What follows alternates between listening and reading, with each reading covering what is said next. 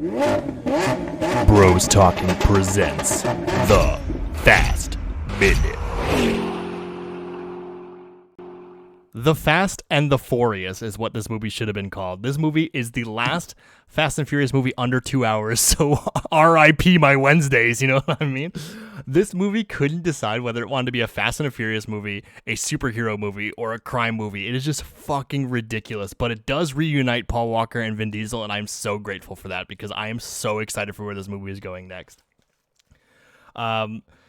It's kind of boring. Like, this movie's kind of boring. It takes itself way too seriously at sometimes, and then sometimes it's just like, nah, dude, this is like ridiculous. Like, Vin Diesel gets shot in the shoulder while something's going on and then doesn't even react to it.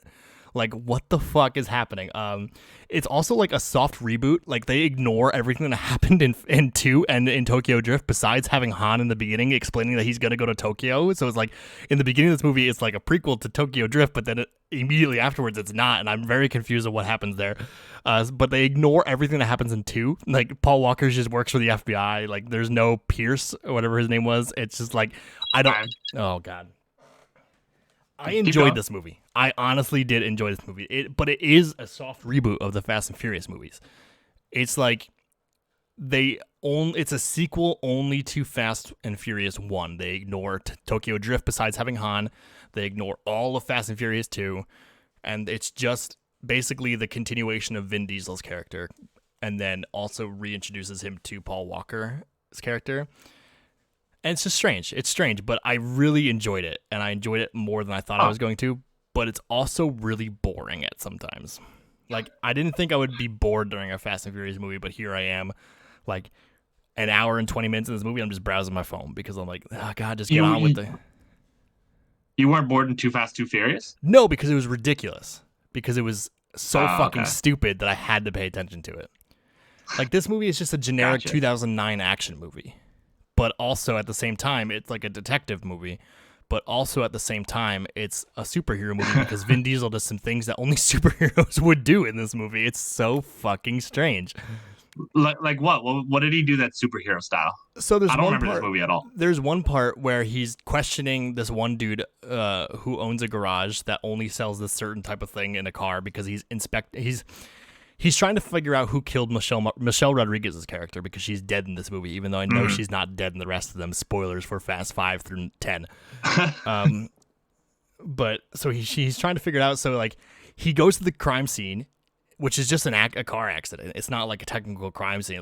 And he just envisions what happens, and there's like cars flipping around him, and like he's like the cars are going through him while it's all happening, and then he sees fucking Mother's Milk from The Boys. Like, he sees the outline of him, and like the guy shoots Letty, and it's just like, bro, how are you seeing this, right? And then he knows where to go after that. And then when he gets to the garage, he beats up this dude, throws him on the hood of a car, and like kicks out an engine that's hanging from a chain, and it looks like it's gonna drop on the guy's head, and then he just catches the chain and the engine stops. Like, bro, you're not that strong. Like a 2,000-pound engine. Yeah, dude, it's fucking insane how they built a and then he gets shot, and then he doesn't even react to when he gets shot. It's so fucking weird.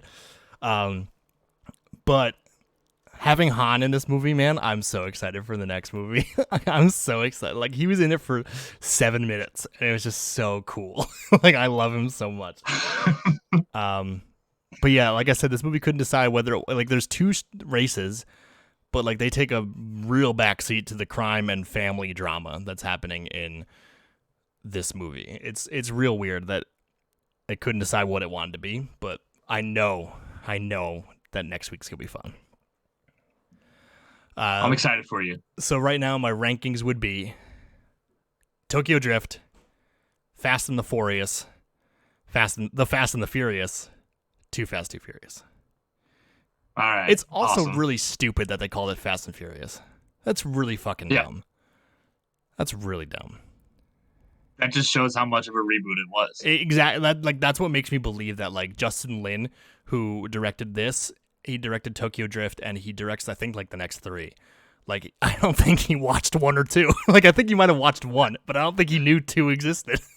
And it's just he just ignores it. Hey, it's like, we're getting rid of that shit. Yeah. Retcon City. I sent you a tweet that had Paul Walker saying, "Forget about it, cut." And Dude, It was awesome. Oh my god, so dumb. Too Fast and Too Fast, Too Furious is just fucking it's so bad. It's so bad, and I can't believe that they kept making movies after that one. That is pretty shocking that they're up to number 9 now, I considering that Too Fast, Too Furious was shitty and I don't they had think to it's very reboot shocking it. after this one, and I think after next one, I'm gonna be like, give me all of this because, like, I think people love Yeah, number 5. 4 through not 8 right now. 5's the first one that I really remember watching. So it'll be cool to hear the fast minute where I'm like, oh yeah, I remember that. I'm so excited for Hobbs and Shaw to come in. Yep. Very excited.